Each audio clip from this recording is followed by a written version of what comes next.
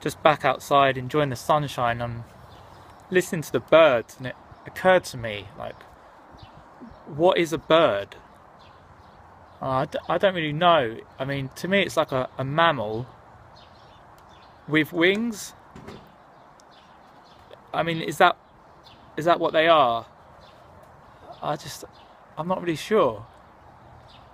And what else could it be? It's not like a reptile or a fish, is it?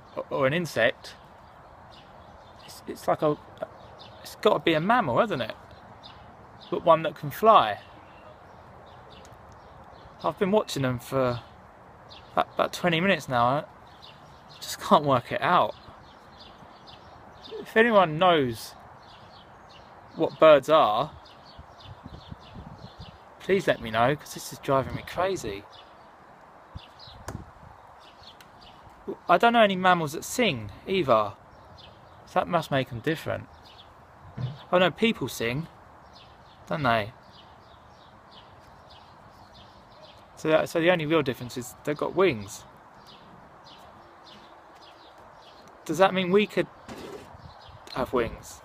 Because we're mammals too. Like, does that mean we could evolve wings?